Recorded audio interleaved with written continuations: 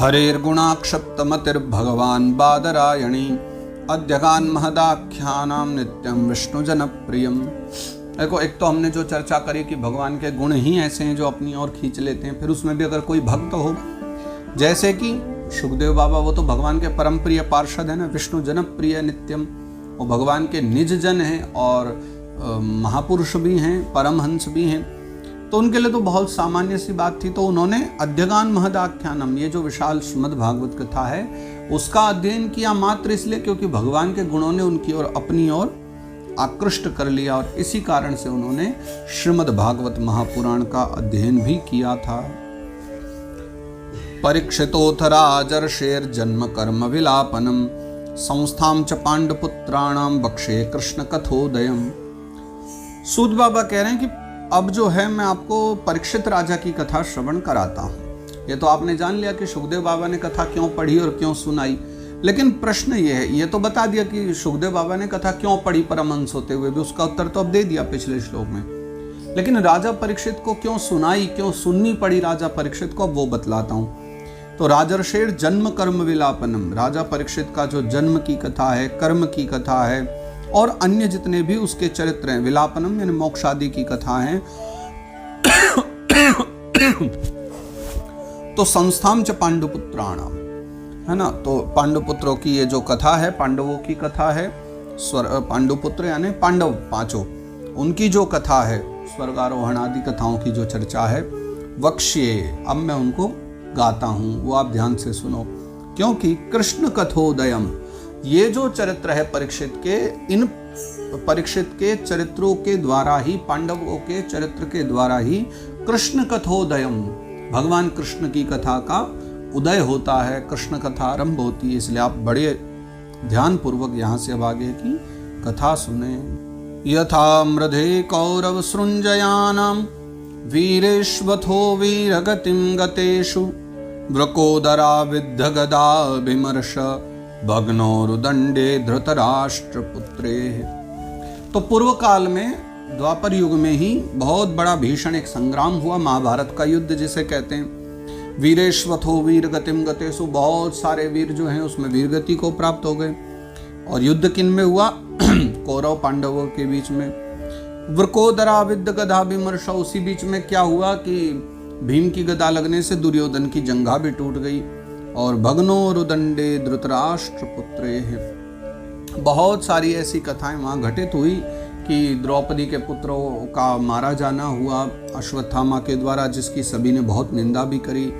दुर्योधन के, भीम के द्वारा दुर्योधन की जंघा तोड़ी गई, जिससे बलराम जी नाराज हुए। ऐसी छोटे छोटे बहुत सारे चरित्र हैं महाभारत के, जिसमें ये लीला सारी हुई है।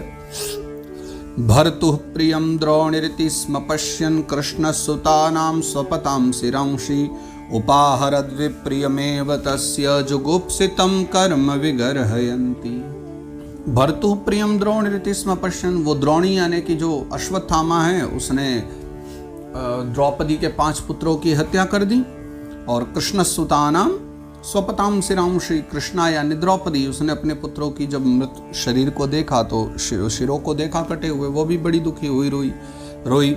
और उपाहरद विप्रियमेव तस्य जुगुप्सितम कर्म विगर्हयन्ति, तो सोते हुए द्रौपदी के पुत्रों को मारने के कारण अश्वत्थामा की चारों ओर निंदा होने लग गई, है ना। जुगुप्सितम कर्म विगर्हयन्ति, चारों तरफ लोग यही कह रहे हैं कि इसने बहुत गलत किया। औरों की तो क्या कहें, उपाहरद विप्रियमेव तस्य, उसका जो सबसे प्रिय था, किसके लिए किया था अश्वत्थामा ने ये सब? दुर्योधन की प्रसन्नता के लिए। उसी दुर्योधन ने भी उसको बहुत बुरा भला कहा कि ये तुमने बहुत गलत किया, ये जो कर्म करके तुम आए हो, बाल हत्या करके आए हो, ये बहुत निंदित कर्म है, ये तुमने बिल्कुल अच्छा नहीं किया। ये बोल करके उसका मन और ज्यादा कचोट दिया दुर्योधन ने। और फिर सभी निंदा कर ही रहे हैं कि बहुत गलत कार्य है ये। माता शिशूनाम निधनम सुतानाम निशम्य घोरम परितप्यमाना तदा रुदद्बाष्पकलाकुलाक्षी ताम सांत्वयन्नाह किरीटमाली। माता शिशूनाम निधनम सुतानाम, जब द्रौपदी को ये बात पता चली तो उसने बहुत घोर परिताप माना, दुख में पड़ गई द्रौपदी, रोने लग गई, बार बार दुखी हो रही है। तदा रुदद्बाष्पकलाकुलाक्षी, और द्रौपदी बार बार उसके आंसू छल छलाए, और उन आंसुओं को बहाते हुए जब द्रौपदी रो रही है तो ताम सांत्वयन्नाह किरीटमाली, तब किरीटमाली यानी अर्जुन उसको सांत्वना दे रहे द्रौपदी को और समझाते हुए कह रहे हैं, तदा सुचस्ते प्रम्रजामि भद्रे यद ब्रह्म बंधो शिरया ततायिनः गांडीव मुक्तैर्विशिखैरुपाहरे त्वाक्रम्य यत्स्नास्यसि दग्धपुत्रा। अर्जुन कहते हैं कि देवी मैं तुम्हारे आंसू भी तब पोंछूंगा जब उस आतताई का मैं पहले वध कर दूंगा। तदा सुचस्ते प्रम्रजामि भद्रे, हे भद्रे, हे कल्याणी द्रौपदी, मैं तुम्हारे आंसू तब पहुंचूंगा कि यद ब्रह्म बंधो शिरे आतताई ना, वो जो आतताई है, वो जो ब्रह्म बंधु है अश्वत्थामा जिसने तुम्हारे पुत्रों की हत्या करी, जब मैं उसका मस्तक काट दूंगा। कैसे? गांडीव मुक्ते विषगैरुपाहरे, जब अपने गांडीव धनुष के द्वारा बाण चला करके उसका मस्तक काट दूंगा। और त्वाक्रम्य यत्स्नास्यसि दग्धपुत्राः, हमारे जो मृत पांचों बालक हैं, जो पांचों बालक हैं हमारे, उनकी जब अंत्येष्टि क्रिया जब हम करेंगे ना, तो वो तुम उस आतताई के मस्तक पर पैर रख करके, बच्चों की अंत्येष्टि क्रिया करने के बाद तब तुम स्नान करना, उसके पश्चात ही मैं तुम्हारे आंसू पोंछूंगा, ये मेरा वचन है। अर्थात मैं बहुत शीघ्र ही उसको जा करके मार डालूंगा। स्पष्ट रूप में अर्जुन ये कहना चाह रहे हैं।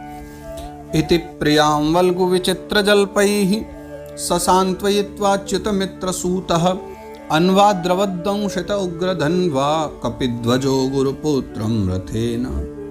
तो इस प्रकार अपनी प्रिया द्रौपदी को अर्जुन समझाते हैं। और वल्गु विचित्र जल्पैः यानी मीठी बातें भी कही हैं और विचित्र बातें भी कही हैं। जैसे भी हो सका अर्जुन ने समझाया है द्रौपदी को, और समझा करके ससान्त्वयित्वा च्युतमित्र सूतः, भगवान अच्युत को अपना सारथी बना करके चल पड़े हैं। अन्वाद्रवद्दंशत उग्रधन्वा, जहाँ वो अश्वत्थामा चले जा रहा है ना, उसको पकड़ने के लिए अर्जुन भी पीछे पीछे जा रहे हैं। कपिध्वजो गुरुपुत्रम रथेन, और जिसके स्वयं हनुमान जी महाराज रथ पर बैठे हैं, ऐसे रथ को लेकर के गुरुपुत्र यानी अश्वत्थामा को पकड़ने के लिए उसके रथ के पीछे अपना जो रथ है दौड़ा दिया है भगवान कृष्ण कन्हैया ने। अर्जुन चल पड़ा है उनको पकड़ने के लिए।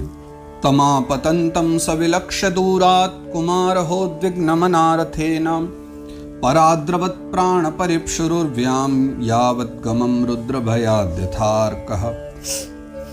तमापतंतम सविलक्ष्य दूरात्, अब जैसे ही अश्वत्थामा ने दूर से आते हुए अर्जुन को देखा वो भयभीत हो गया। क्यों? अपराध किया हुआ अपराधी तो डरेगा ही। वो समझ गया कि मुझे मारने के लिए आ रहे हैं अर्जुन, इसलिए भाग लेने में भलाई है। तो पराद्रवत् प्राण परिप्सुरुर्व्याम, वो कैसे भागा अपनी प्राणों की रक्षा के लिए पृथ्वी में यत्र तत्र अश्वत्थामा ने भागना शुरू किया। यावत् गमं रुद्र भयाद्यथार्क, जैसे रुद्र के भय से सूर्य देवता भागे थे। पूर्व काल की एक कथा थी ना, विद्युन्माली जो भगवान शंकर का भक्त था, जब सूर्य देवता उससे युद्ध करने आए तो वो हार गया भगवान सूर्य से। तब उसने भोले बाबा की प्रार्थना करी तो भगवान रुद्र सूर्य देवता के पीछे पड़ गए, और तब भागे भागे वो काशी में आकर के गिर पड़े। तो काशी में एक स्थान है लोलार्क नाम से, वहां पर सूर्य देवता आकर गिरे हैं, जहां पर भगवान रुद्र के भय से वो आकर गिर पड़े थे। तो जैसे रुद्र के भय से अर्क भागे थे, सूर्य भागे, वैसे ही अश्वत्थामा अर्जुन के भय से भाग रहे हैं।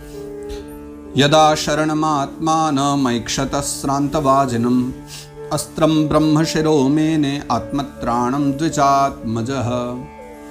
और जब भागते भागते वो थक गया और उसने देखा कि मैं भी थक चुका हूँ, और श्रान्तवाजिनम, बाजी कहते हैं घोड़े को, जब उसने देखा कि मेरे रथ के घोड़े भी सब थक गए हैं, हार गए हैं, तो अब तो भागने का कोई लाभ नहीं है, मुझसे भी और नहीं भागा जाएगा। तो अस्त्रम ब्रह्मशिरो मेने आत्मत्राणम द्विजात्मजः, उस द्विजात्मज ने, द्विजात्मज यानी ब्राह्मण के पुत्र ने, अश्वत्थामा ने विचारा कि अब तो एक ही उपाय बचता है कि अब मरना तो पक्का है, हम और भाग नहीं सकते। तो अब अंतिम उपाय बचा है कि ब्रह्मशिरो, जो ब्रह्मास्त्र है, मैं उसका अनुसंधान कर दूं, अब यही एकमात्र उपाय बचा हुआ है। और ये विचार करके वो ब्रह्मास्त्र चलाने के विषय में विचार करने लगा। अथोपस्पृश्य सलिलम संदधे तत्समाहितः अजानन्नुपसंहारं प्राणकृच्छ्र उपस्थिते। और ऐसा विचार करके फिर अश्वत्थामा ने आचमन करके आसन पर बैठ गया और ब्रह्मास्त्र का ध्यान करने लगा। देखो वैसे अजानन उपसंहारम, स्पष्ट लिखा है कि उसको चलाना तो आता है लेकिन अजानन उपसंहारम, उसको लौटाने की विधि नहीं आती कि अगर आवश्यकता पड़े और ब्रह्मास्त्र को बीच मार्ग में से ही वापस लाना हो तो ये विधि नहीं आती है अश्वत्थामा को। लेकिन अर्जुन की श्रेष्ठता देखिए, अर्जुन ब्रह्मास्त्र को चलाना भी जानते हैं और लौटाना भी जानते हैं, उनके पास दोनों विद्याएं। लेकिन इसके पास तो मात्र चलाने की विद्या थी, लेकिन फिर भी प्राण कृच्छ उपस्थित है, ये देख करके कि अब तो प्राणों पर ही संकट आ गया है, तो जीवन बचाने का एक ही उपाय है, ब्रह्मास्त्र चला दिया जाए। तो उसने चलाने के लिए आचमन आदि करके तैयार हो गया, अनुसंधान किया ब्रह्मास्त्र का।